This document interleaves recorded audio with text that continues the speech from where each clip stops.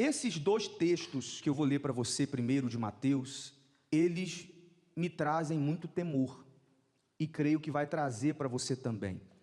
Jesus, por duas vezes, ele fala sobre uma separação que vai haver um dia. Aqui primeiro, versículo 18 do capítulo 7, ele diz assim: não pode a árvore boa dar maus frutos. Preste bastante atenção, não pode a árvore boa dar maus frutos, nem a árvore má fazer o quê? Dar bons frutos. Toda árvore que não dá bom fruto, corta-se e lança-se no fogo. Portanto, pelos frutos os conhecereis. Então guarde bem isso, o critério para se conhecer alguém é o quê? É o fruto, como uma árvore. Às vezes você vê uma árvore e você tem dúvidas. Eu particularmente não conheço assim, essa árvore é isso, é aquilo.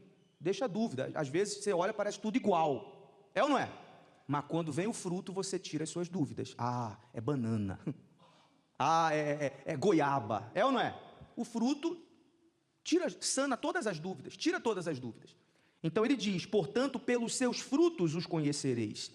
Nem todo o que me diz Senhor, Senhor, entrará no reino dos céus, mas aquele que faz a vontade de meu Pai que está nos céus.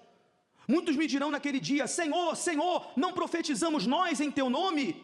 E em teu nome não expulsamos demônios? E em teu nome não fizemos muitas maravilhas? Então lhes direi abertamente. O que ele vai dizer? Nunca vos conheci, apartai-vos de mim, vós que praticais a iniquidade.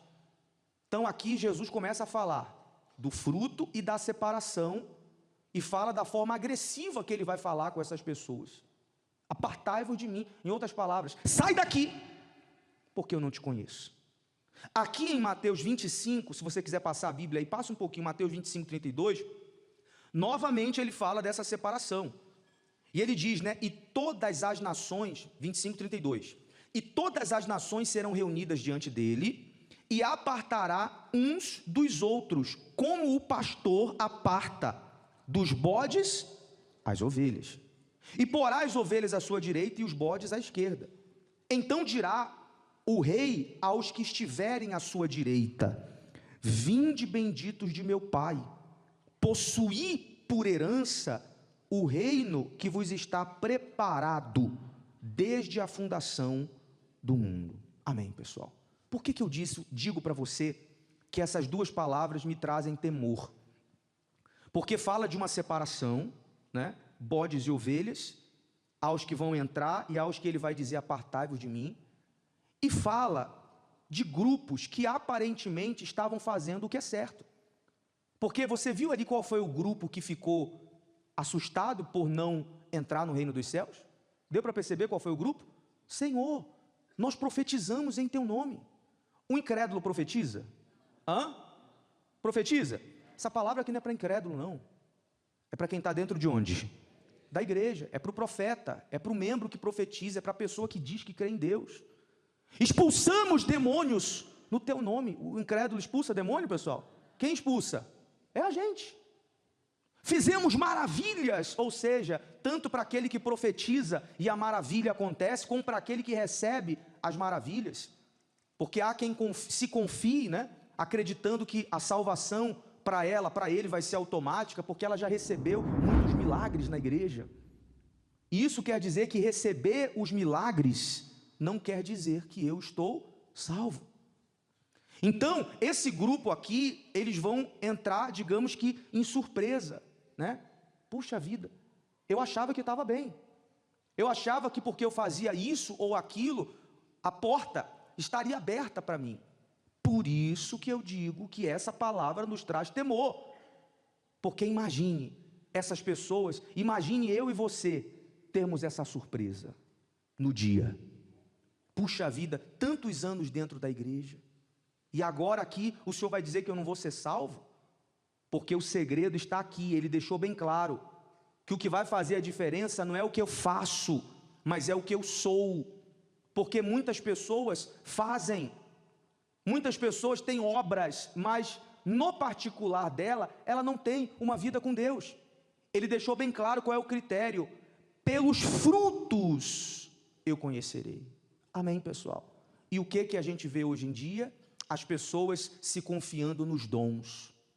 Aprenda uma coisa, pessoal: se Jesus disse que eu tenho que avaliar o fruto, então que bom se eu tenho os dons, mas os dons não substituem os frutos. Paulo, aqui em 1 Coríntios 12, 8, ele fala quais são os dons. Os dons, capítulo 12, versículo 8, eu vou pôr na tela ali para você não precisar abrir. Ele disse assim: porque a um, pelo Espírito, é dado a palavra da sabedoria. Olhe para mim, às vezes você vê alguém falando sábias palavras que ajudam as pessoas, é um dom. Falar de forma sábia é o quê? É um dom. Palavra da sabedoria. E a outro, pelo mesmo Espírito, a palavra do quê? Do conhecimento. Às vezes há aquele que tem muito conhecimento bíblico. A pessoa, enquanto uns leem a Bíblia e não entende nada, há quem leia, entenda tudo, interprete tudo. Isso é o quê? É um dom. Palavra do conhecimento. E a outro, pelo mesmo Espírito, a fé. Tem gente que parece que ela tem uma fé muito grande. É ou não é? Aquela fé para transpor montanhas. Ela, nada para ela sabe agir a fé, é um dom, né? E a outro, pelo mesmo Espírito, os dons de curar. Você vê, há quem determine e o doente é curado. Mas curar os outros, em nome de Jesus, não quer dizer que eu vou ser salvo. Diz mais: e a outro a operação de maravilhas, e a outro a profecia, e a outro o dom de discernir os espíritos, e a outro a variedade de línguas. Ou seja, falar em línguas só quer dizer que eu vou ser salvo, pessoal? E tem gente que fala em línguas que é uma maravilha. Ela fala, às vezes ela aprendeu que o negócio é falar em línguas. Às vezes você vê, a gente está fazendo uma oração forte aqui, queimando o diabo, tem gente, igual um peru. Não é o dom de línguas. Ah, eu sou batizado com o Espírito Santo porque eu falo em línguas. Seria esse o critério? É o fruto. Dom de línguas, variedade de línguas. Tem gente que ora em línguas, canta em línguas. E a outro, a interpretação das línguas. Ou seja, pessoal, todas essas coisas aqui que eu li para você, os dons, eles são copiáveis. Sabia disso? São copiáveis. Tudo isso aqui a gente pode simular. E é no que as pessoas se apoiam. É no que as pessoas se confiam. Ah, eu falo em línguas. Às vezes um ouve a língua do outro e aprende. Ah, vou determinar a cura. E a pessoa é curada, mas ela usa qual nome para curar? Qual o nome? De Jesus. Então não é ela que cura, não é o que cura, é Jesus. Quem curou as pessoas aqui foi o pastor Menezes? Foi Jesus. Então se eu uso o nome de Jesus, possivelmente o doente vai ser o quê?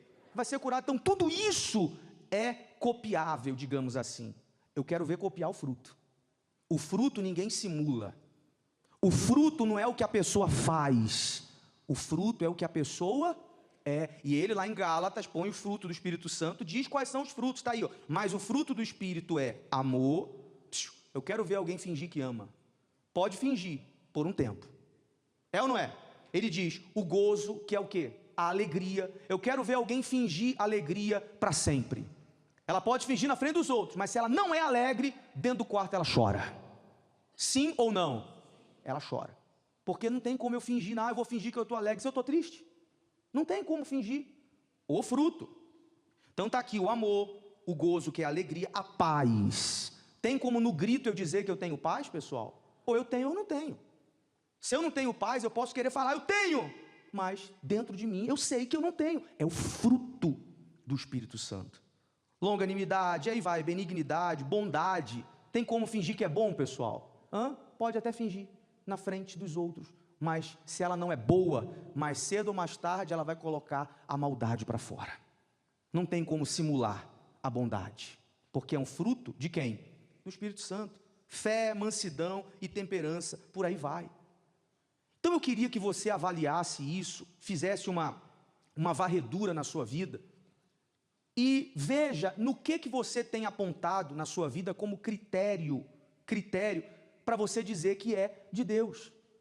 O tempo vai passando, as igrejas estão se modernizando, o evangelho está se modernizando por aí, hoje em dia, e posso falar a expressão que eu quero, pessoal? Posso ou não posso, pessoal? Posso mesmo?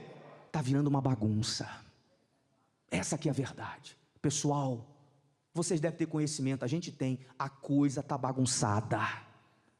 As igrejas dentro, não é aqui não, estou falando de ninguém não, estou falando de igreja não, porque aqui em todo lugar, o que não falta são pessoas que o fato de estar na igreja, elas acham que são de Deus, mas da porta para fora, elas vivem uma vida totalmente contrária da palavra de Deus. Mas porque tem alguns dons, digamos assim, eu me garanto, Jesus disse, esses muitos que têm dons aí, eu expulsei demônios, eu curei enfermos. Quem vai chegar lá no dia para Deus vai dizer, Deus, até o dízimo eu dava. Quem dera se só desse o dízimo, garantisse a salvação. A pessoa não dava nem o dízimo, dava tudo que tinha. Sim ou não, pessoal? É pelo fruto e não pelos dons. Ou seja, Jesus, nesses dois textos, falando de bodes e de ovelhas, ele deixa bem claro que há os verdadeiros e os falsos. E eu que decido se eu vou ser um verdadeiro ou se eu vou ser um falso. Se eu vou ser uma ovelha ou se eu vou ser um bode. Aqui em Mateus, se quiser abra aí, Mateus 13, ele fala de novo que existem dois grupos, né? Mateus 13, 24. Propôs-lhe outra parábola dizendo, o reino dos céus é semelhante ao homem que semeia boa semente no seu campo. Mas dormindo os homens, veio quem? Veio quem? O seu inimigo e semeou o joio no meio do trigo e retirou-se. E quando a erva cresceu e frutificou, apareceu também o joio. E os servos do pai de família, indo ter com ele, disseram-lhe, Senhor, não semeaste tu no teu campo boa semente?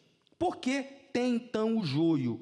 E ele lhes disse, um inimigo é quem fez isso. E os servos disseram, queres, pois, que vamos lá arrancá-lo? Ele, porém, lhes disse, não, para que ao colher o joio não arranqueis também o trigo com ele.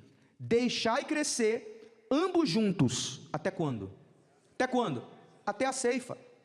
E por ocasião da ceifa direi aos ceifeiros, colhe primeiro o joio e atai-o em molhos para o queimar, mas o trigo ajuntai no meu celeiro. Amém, pessoal?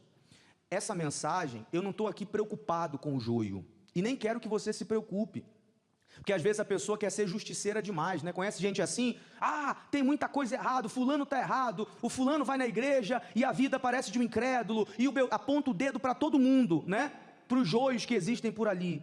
Jesus mandou fazer isso, pessoal? Ele falou, deixa, no dia da ceifa, tudo vai ser resolvido. O que Jesus queria dizer aqui? Não se preocupe com os outros, se preocupe com vocês. Amém, pessoal? E essa é a mensagem de hoje. Não se preocupe com os outros. O que eu me refiro não é de não querer ganhar almas, não é isso. É de apontar o dedo para quem? Para os outros. Não, se preocupe com você, que eu vou me preocupar comigo. Se preocupe em se avaliar se você tem sido de fato e de verdade um trigo ou um joio. Um verdadeiro cristão que não tem apenas dons, mas tem o que principalmente? O fruto, ou se eu tenho sido um falso. Por que Jesus falou do joio e do trigo? Eu não sei se vocês já viram, né, o trigo e o joio. Quem já viu, pessoal? Quem já viu? Tem alguma diferença, gente? Nenhuma. São iguaizinhos, idênticos. Só vão saber quem é quem, porque um dá fruto e o outro não dá. Mas se você não tiver cuidado, você trata o trigo, o joio como trigo. É às vezes o cristão fake. Ele parece, ele se veste, ele fala, mas ele vive no pecado. Mas todos nós não somos pecadores. Ser pecador é uma coisa, viver no pecado é outra coisa. Como que eu posso querer agradar a Deus se a minha aliança é com o diabo? Se eu sei do que tem que fazer e eu não faço? Se eu sei a qual caminho eu tenho que seguir e eu não sigo? Você sabe por que Jesus usou a comparação desses dois animais, ovelha e bode? Porque no comportamento eles são totalmente opostos. A ovelha, ela obedece o pastor. Eu mostrei um dia aqui, não sei se vocês estavam aqui numa segunda, um vídeo do pastor que fez um som e as ovelhas vieram. Vocês lembram desse vídeo? Quem lembra, pessoal? Você vê, outras pessoas gritaram e as ovelhas nem aí. Aí foi o pastor e fez um som lá, que eu não lembro como é que era o som, automaticamente, instantaneamente as ovelhas vieram, porque é assim, a ovelha, ela ouve a voz do pastor. O que está escrito, a partir do momento que a gente chega aqui na igreja e prega a palavra de Deus, o que a pessoa faz, gente? O que ela faz? Ela obedece. Ela não fica retrucando. Ela não fica preocupada, minha mãe tinha que ouvir essa palavra, minha vizinha tinha que ouvir isso, aquela fofoqueira. Não, ela ouve a palavra, ela pega para quem? Para ela, não é para mim. Eu vou seguir isso aí, eu vou obedecer isso aí. Agora, o bode, até no dia falei aqui, né? O pastor Mateus foi fazer uma visita num sítio aí, e aí ele chegou lá, a mulher não parava de falar, pastor, cuidado com o Tião. Cuidado com o Tião. Aí o pastor pensando, quem é o Tião? É o seu marido, senhora? É o seu filho? Ela falou, não, quando o senhor vai ver, é um bode que eu tenho aqui. O bode é um bode desse tamanho, se ele vê, ele dá cabeçada, ele dá coice. É o bode. O bode obedece, pessoal? Bode não obedece não. Se você já viu um bode, você vai ver, chama ele, tem que amarrar o pescoço dele, vai, vem, que é só no tranco. Pessoal, tem gente que infelizmente ela só vai no tranco. Ela só demonstra aí sinais de arrependimento, às vezes no leito de dor. Só para você ter ideia, às vezes já teve casos da gente fazer visita para as pessoas no hospital. E às vezes elas estão ali no hospital já nos últimos instantes. Tem gente, pessoal, que confessa para a gente o que você não tem ideia. Não tem ideia. Ela está lá porque Jesus castigou. Não, esquece isso, não é o caso. Mas eu quero dizer que a pessoa, na beira da morte, ela quer se consertar. Aí ela põe para fora, olha pastor, eu estou na igreja há tanto tempo, 20 anos, 15 anos. Aí fala a vida que elas levavam nos bastidores. A gente, não acredito, mas a senhora estava todo dia na igreja. Você estava ali firme, você era um obreiro da igreja, você era isso, aquilo, outro da igreja. Pois é, mas o pecado não estava às claras, estava onde? Em oculto. Então, é o tipo de gente que só vai no tranco, a pessoa pensa, já que eu vou morrer mesmo, então eu vou me entregar, eu vou confessar. Não seja assim. Não pode ser no tranco, tem que ser por temor à palavra de Deus. Amém, pessoal? Se você diz, eu sou uma ovelha, então Jesus é o seu pastor? Porque eu só posso dizer que Ele é o meu pastor se eu obedeço. Se eu ouço a palavra de Deus e eu não obedeço, eu sou ovelha, gente? Não sou. Não adianta eu dizer, o Senhor é meu pastor e nada me faltará. Você sabia que no hebraico esse nada faltará quer dizer não faltará, na tradução original, na verdade. É Davi querendo dizer nesse salmo, se o Senhor for o seu pastor, Ele não te faltará. Em outras palavras, Ele sempre vai ser contigo. Jesus sempre vai ser comigo, Ele sempre vai ser contigo, se você for ovelha dEle. Amém, gente? Nunca vai faltar. Eu posso exigir o nada faltará do meu pastor, se eu for ovelha dEle. Amém? E, inclusive é de Jesus, tá, pessoal? O bicho estava falando hoje de manhã, é pura verdade. Hoje em dia há quem diga assim, vocês são minhas ovelhas. Está certo ou está errado isso, pessoal? Imagine se eu falasse para você, vocês são minhas ovelhas, longe de mim tal coisa. Vocês não são ovelhas do pastor homem, vocês são ovelhas do pastor Jesus. E qualquer um que queira roubar isso de Jesus, está querendo roubar dele. Não tem esse negócio não. E às vezes até pregadores de internet aí, que trabalham pesado, para as pessoas não virem na igreja. Como quem diz assim, não, fica na igreja, não, fica aqui comigo na internet, que é melhor, eu sou o seu pastor e você é a minha ovelha. Não, pessoal. Eu e você somos ovelhas do pastor Jesus. Amém? E caso não seja, aqui em João, Jesus fala isso. Põe na tela, por favor, João 10,16. Ainda tenho outras ovelhas que não são deste aprisco. Tem gente humilde aqui nessa reunião, sincera, que eu sei disso. Aqui nessa reunião. Tem gente sincera aqui, que ouvindo essa palavra, ela diz, olha, eu ainda não sou ovelha de Jesus. Porque eu não obedeço a Ele. Eu venho aqui, e eu saio daqui, eu faço tudo o contrário. Ela sabe que ela não é ovelha desse aprisco. Mas Ele disse, né? Também me convém agregar estas, e elas ouvirão a minha voz, e haverá um rebanho e um pastor. O que Jesus está falando para essas pessoas sinceras e honestas, que assumem que não são ovelhas ainda? Elas estão dizendo, eu quero você para mim. Jesus está te chamando. Ele está chamando você para sair desse muro, para sair desse mundo, para sair do pecado, para sair da desobediência, para sair da mentira, para sair da prostituição, para sair do adultério. Está chamando você para o reino de Deus. O que você tem que fazer? Só dizer sim. É só falar, no pastor Jesus, eu quero ser ovelha do teu aprisco. E aí, Ele prometeu que Ele vai estar de braços abertos, prontinho para aceitar vocês. Só um detalhe, não deixa para amanhã não. Às vezes há quem balance a cabeça e diz assim, isso aí, vou me entregar, eu vou fazer, eu vou me batizar, eu vou. Ah, é isso aí mesmo, pastor Menezes. É isso mesmo, eu vou fazer isso. Mas não faz. Não dá para ensaiar não, pessoal. Nós estamos no final dos tempos.